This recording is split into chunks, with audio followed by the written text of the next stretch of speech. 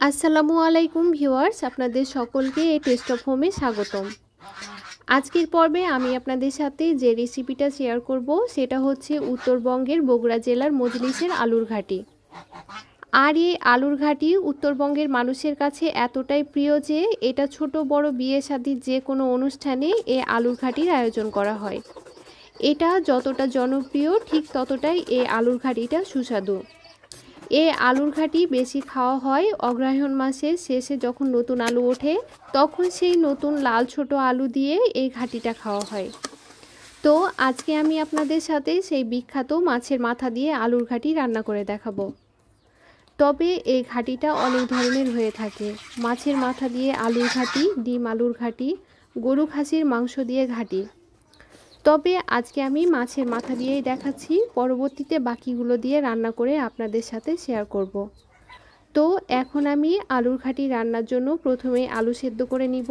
তার জন্য আমি দেশি ছোট লাল আলুটাই নিয়েছি। আর ঘাটি রান্নার জন্য দেশি লাল আলুটাই ভালো, কারণ এই আলুর টেস্ট বেশি ও আঠালো। আলুগুলো সেদ্ধ দিয়ে এখন আমি ঘাটি রান্নার পেঁয়াজ রসুন মশলাগুলো রেডি করে কাটাকাটি করে নিব।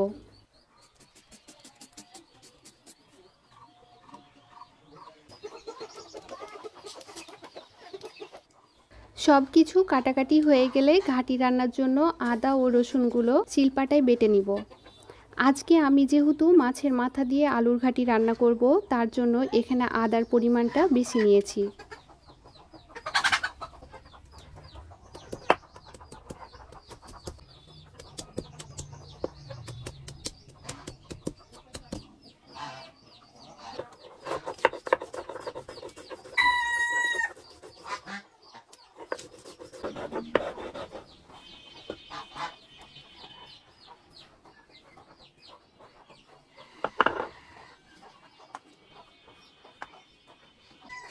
মশলাগুলো বাটাবাটি করতে করতে এইদিকে আমার আলুগুলো সেদ্ধ হয়ে গেছে।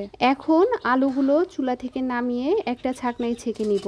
এখন আলুগুলো হালকা ঠান্ডা করে নিয়ে আলুগুলোকে ছিলে নিব। তবে আলুগুলো ছেলার ক্ষেত্রে একদম ঠান্ডা করে ছিলতে গেলে আলুগুলো ঠিক মতো ছেলা যায় না, চোকাগুলো ভালো মতো উঠে আসে না। কিন্তু হালকা গরম থাকা অবস্থায় যদি ছেলা যায় তাহলে খুব অল্প সময়ে চোকাগুলো খুব তাড়াতাড়ি উঠে যায়।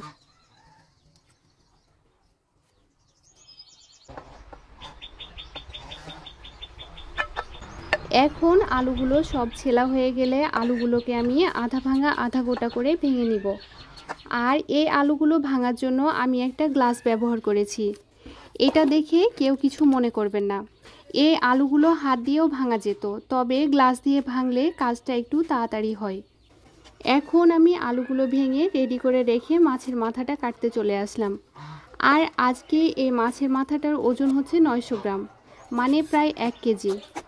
এখন মাছের মাথাটা কেটে পরিষ্কার করে নিয়ে ছোট ছোট পিস করে কেটে নিব।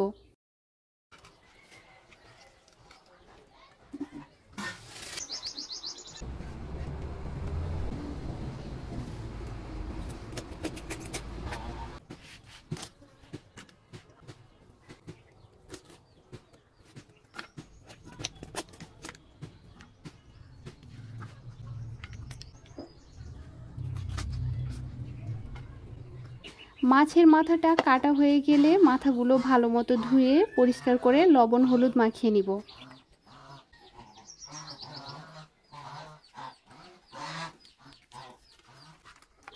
মাথাগুলোতে লবণ হলুদ মাখিয়ে রেখে এখন আমি চুলাটা জ্বালিয়ে নিব। চুলাটা জ্বালিয়ে নিয়ে চুলায় মাছের মাথাগুলো ভাজার জন্য একটা কড়াই বসিয়ে তাতে কিছুটা রান্নার তেল দিয়ে দিব। তেলটা এখন গরম হয়ে আসলে এখন আমি একে একে মাছের মাথাগুলো তেলে ছেড়ে দিব।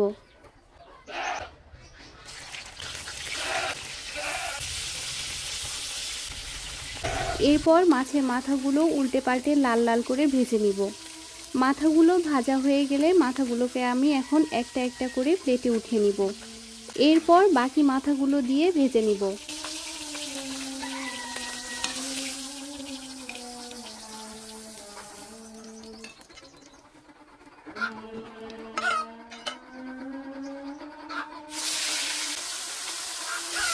মাছের মাথাগুলো সব ভাজা হয়ে গেলে মাছ ভাজা কড়াইটা চুলা থেকে নামিয়ে আমি আরেকটা কড়াই চুলায় বসিয়ে দিলাম। আর মাছ ভাজার যে তেলটুকু অবশিষ্ট ছিল সেটা ওই কড়াইয়ে ঢেলে নিলাম। এখন আমি কড়াইয়ে আর কিছুটা তেল দিয়ে ফোড়নের জন্য দিয়ে দিলাম গোটা কাঁচা জিরা ও 5টার মতো শুকনা মরিচ।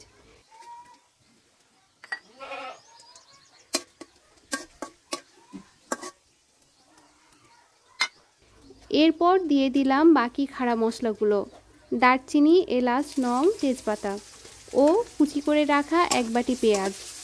এখন এই সবগুলো মশলা পেঁয়াজ আমি এখন বাদামি করে ভেজে নিব। পেঁয়াজগুলো বাদামি করে ভাজা হয়ে গেলে এখন আমি দিয়ে দিব বেটে রাখা আদা রসুন বাটাটা।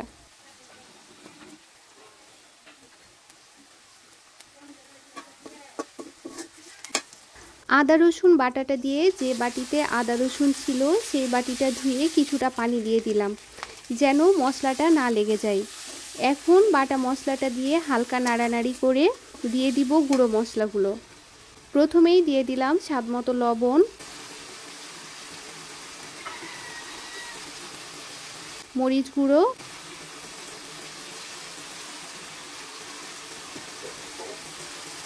ধনিয়া গুঁড়ো,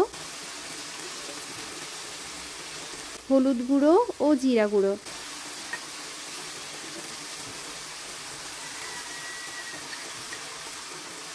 এখন এই সবগুলো মশলা নেড়ে মিশিয়ে অল্প অল্প করে পানি দিয়ে মশলাগুলো ভালো মতো কষিয়ে নিব।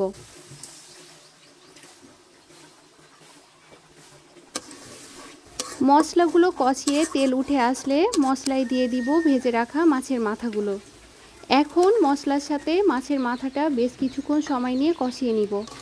প্রয়োজনে অল্প অল্প করে পানি দিয়ে ঢাকনা দিয়ে ঢেকে ভালো মতো কষাবো।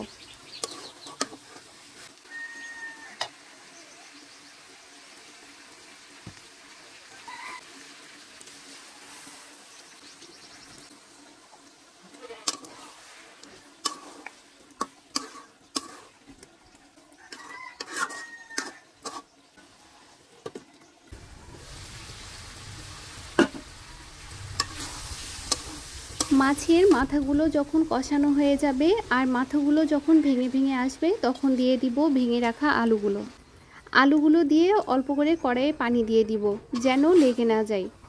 এখন আলু মাছের মাথা ভালো মতো মিশিয়ে আমি একটা মাটির পাতিলে আলুর ঘাটিটা ঢেলে নিয়েছি, কারণ সেদ্ধর জন্য আমি যখন পানি দেব তখন কড়াইয়ে ঘাটিগুলো ধরবে না।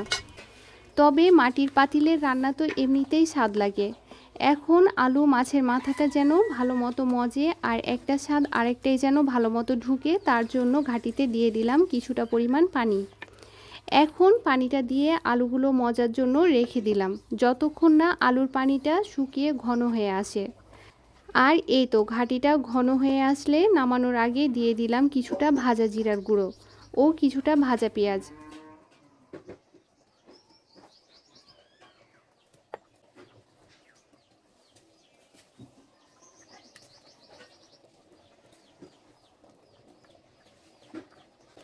এখন এগুলো দিয়ে নেড়েচেড়ে চুলা থেকে নামিয়ে নিলেই আমার আজকের আলুর ঘাটি রান্না কমপ্লিট।